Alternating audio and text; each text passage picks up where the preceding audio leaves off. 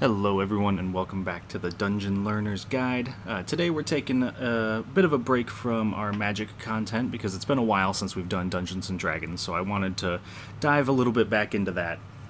So I figured today we would have a quick conversation about what we'd call Session 0 for Dungeons & Dragons.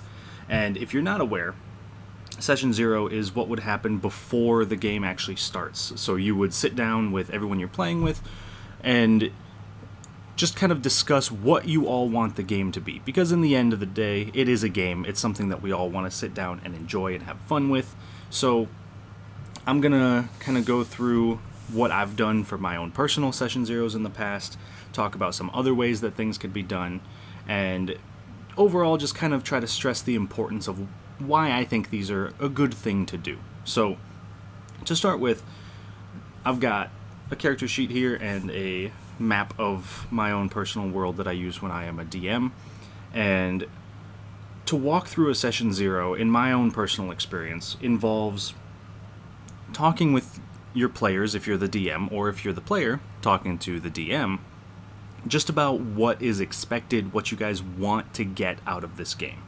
So if you are a DM and you're trying to figure out a good way to do this, personally, I've always found it helpful to sit down with all the players at the same time and have a conversation. You could always, have conversations one-on-one with those players, and they don't necessarily have to be in person, right? They can be over webcam, they can be just text, a phone call, whatever you might be. And the important part of it, though, is to just have that conversation. So, for example, when I sat down and spoke to my players about the current campaign we're in, this is the map, this is where we are. The name of the plane is Mistral, and I knew that we were going to be starting the campaign down here in this country of Ordal. Now, in this world, there are people of every race and class and shape and size, and everything is found in this world, but there are some things that are a little bit unique. So, for example, Tiefling, Aasimar, and Genasi people are much rarer in this world. They only come from one island as opposed to everyone else coming from other places. So one of my players made the decision that she wanted to play an Aasimar. And so we had to have that conversation that they were extremely rare, and so that is something she is willing to do and able to do, right? Because I'm not going to tell my players they can't do something. But she would have to be aware that if she were to be an Aasimar, her people would be very rare, she might not run into a lot of them, and that could change, the gameplay and what she expects out of the game and what I expect to prepare for the game. And that also applies to things like if someone is, a cleric or a warlock and they're worshiping a specific type of god or a specific person or entity that isn't very popular among most of the people, that can change the way that the roleplay is going to be had. So that's not to say that, you should give hard lines to your players or your players should, give hard lines to the DM. If you all want to do something, there's always ways to make it work. What that means for, other than just players and characters, is also making sure that we all are aware of the setting that we're about to be in. So if you are doing, we'll say, Curse of Strahd campaign, which is a very, dark, there's werewolves and vampires, and it's kind of that gothic horror genre, you probably want to make sure that the characters you're making and the story you're making fit into that world, right? If you're doing the gothic horror genre, you're doing vampires and werewolves, you probably wouldn't want something completely out of the ordinary. You don't want to play like a pixie character from the Feywilds because that might not exactly fit in. And so it's important as a player too to think about how can your character fit into the story, and if your DM is willing to work with you to help you fit it in, that's great. But you don't want to walk in and just not have your character fit into what's going on, because that makes for very awkward roleplay experiences, and that tends to not be fun for anyone on either side of the table. The last thing to kind of bring up with this is that it's important because you want to make sure that you have a balanced group, which is where we're going to bring in our character sheet here. This is a character that one of my players used in a one-shot quite a while back, and she played a rogue. And the importance of sitting down and having this rule zero, or session zero, with your players and the rest of your group is so that when we actually sit down to play, there aren't 4 tiefling rogues at the table, right? You want to make sure that not everyone is playing the exact same character or the exact same class or the exact same race.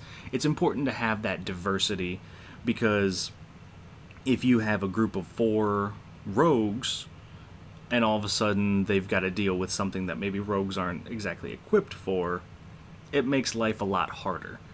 So it's important to make sure that your players are well aware of how they balance each other. And if you are a player, then it's relevant to think about how you balance other people as well. Another example I have is when I first started playing Dungeons & Dragons, I sat down with the goal of being a rogue myself, but also an elven rogue, so I wanted to play an elf. But we came to find out through our DM that elves were pretty rare in the world. There weren't too many of them.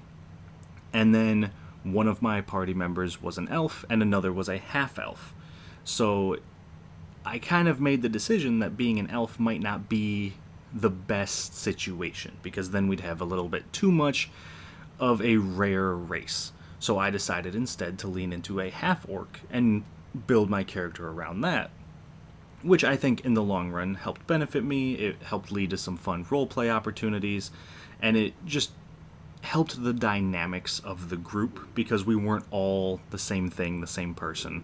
So I do think this is an important thing to think about, and it's not to say that you have to all decide on your character together, because maybe you don't want the other players to know exactly what your character is doing or who they are or where they come from, and that's perfectly fine. But if anyone does know that stuff, it should be your DM, because the DM is going to be the person who's building the story and building the world and helping with your characters. So you want to make sure that even if you don't tell the other players exactly what's going on, you want to tell your DM, because he might be able to say, or she might be able to say, that there's a difference in, the dynamics of the group. If I came to my DM and said, hey, I want to play an elven rogue, and he said, well, we actually already have 2 elves and a rogue, it might lead me to be like, oh, okay, well, then I can pick something else. And it also helps, too, because once you pick your character, you can help fit your backstory into the world as well. So if I go back to our map here, if I had a character who, in my personal world, who was very, a political character, maybe a noble, they spent some time studying at a very high class university in a very wealthy place, I would suggest that they put their background somewhere in the country of Azan here. And that's not to say that that person couldn't exist in other places, but I, as a DM, I know what's going on in this world. I know the politics of the countries, I know the governments of the countries and the people in the countries. So when one of my players wants a specific thing, I can help direct them to wherever that thing may be. So, a session 0, obviously it's not necessary. You don't have to do it. But as someone who has been both a DM and a player in the past, I personally highly recommend it. I think it's very useful and very helpful. That way everyone gets what they want out of the game, and it's a game. We all want to have fun, and that's the most important part. So those were just some very short tips and tricks. I'll probably revisit this later because I'm sure there's something I forgot. But if you have any comments or suggestions for any future videos, or there's anything that you would like to discuss, whether it's Dungeons & Dragons, Magic the Gathering, or any other game out there, I am more than happy to do so. So please just let me know in the comments below. And other than that, I think that'll wrap up our video for today. So I will see you all on the other side of the Dungeon Learner's Guide.